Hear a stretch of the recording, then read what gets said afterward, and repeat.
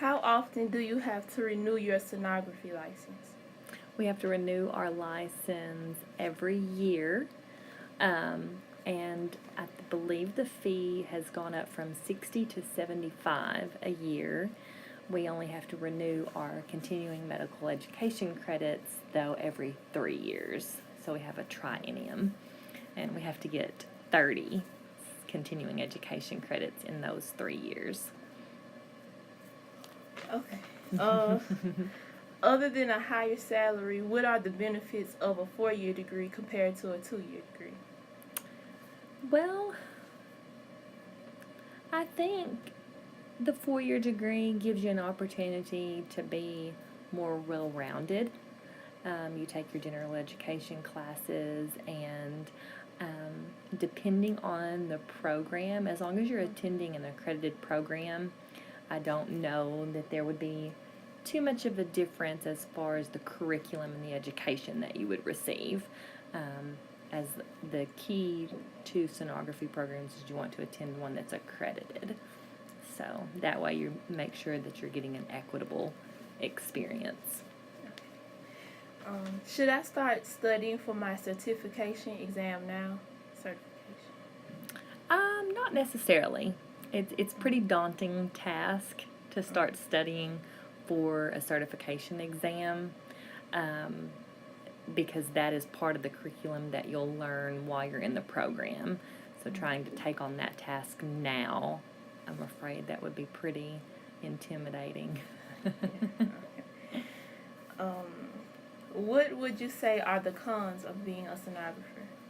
Well, anything in healthcare, you're going to be dealing with sick people, dying people, especially with sonography. You're going to be dealing with ladies who might be losing their babies, or babies who have already demised in utero, or have anomalies that wouldn't make it compatible for them to live, and you can see that and know that, and so it makes it difficult.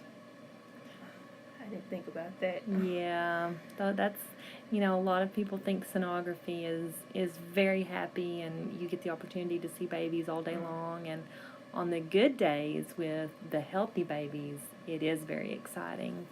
But on those days when it's not a happy occasion, those can be some of your very hard days. It's hard not to take that with you. When I apply for the sonography program, what should I do to stand out? Definitely you want to make sure that you're keeping your grades up. You want to have a very strong GPA in things like your sciences. When you go through the x-ray program, you want to stand out and be a strong clinical student to really make sure that your personality shines through. We like to see people who are very eager, who have kind of that yearn and thirst for knowledge, to always learn more. In sonography, it is very tech dependent, so you need to make sure that you're always on your toes, you're always punctual, always asking lots of questions, and really seem eager to be there. Okay. What steps did you take to prepare yourself for the sonography program? I went through the radiology program as well, and it was kind of by accident, I guess, that I stumbled on x-ray and sonography, because I was an undecided major. I didn't really know what I wanted to do, so I didn't necessarily have a lot of prep per se. But when I was in the x-ray program, I had the opportunity to shadow in the sonography department, and had a chance to kind of go ahead and see the day-to-day interactions of what it would be like to work as a sonographer, and that really helped. I'm excited for that part. Yes. What do you least like about the program? It's a challenging program. Probably the least thing that I liked during the program was the driving. We do have clinical sites, all the way up in Missouri, all the way over in like Batesville and Searcy. Unfortunately, not everyone can be in clinic in Jonesboro. And so you have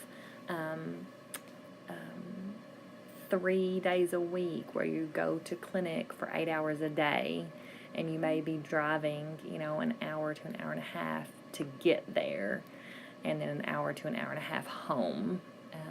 And so that's probably the least liked portion of the program.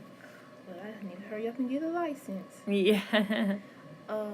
What qualities do you feel are important for an ultrasound technician to have? Definitely, you need to go in with the attitude that you're never going to learn all you need to know. You're always medical care, health care, disease processes are always going to be changing. Healthcare is always evolving, it's always changing, and so you need to be ready to keep up with that and always have that, I need to know more, there's more I can learn. Never feel like you've gotten to a stopping point with learning. Okay, I'm glad you told me that. So I'm one of Yes. those people that I get nervous if I forgot, I think I forgot something. Exactly. I mean, I have days when I still pull out my textbooks and look things up. I tell my students I am not a walking textbook. I study just as much as you guys, and then part of our continuing medical education credits that we're supposed to have is to keep up with the times. What has changed? What have we learned? Where are we going in the future with sonography? So it's constantly changing. How or why did you choose sonography or the medical imaging? I think I knew in the back of my mind that I always wanted to do something in healthcare. I had a grandmother who was a nurse, but I knew I didn't want to be a nurse. So I looked for other areas, nutrition, I looked at exercise science, I looked at different things, and really just read about radiology. I never had the opportunity to shadow beforehand, so thankfully when I got in I liked it. Yeah. And then from there had different rotations. I rotated through radiation therapy, I rotated through nuclear medicine, I rotated through sonography, and it was my time during that shadowing experience that I found that sonography was going to be my niche. Do you consider other options in the healthcare never mind. You just said that. Okay. Did you have prior healthcare experience? I did not. You just answered that. I did not. Okay. I worked at a daycare. That's it. Okay.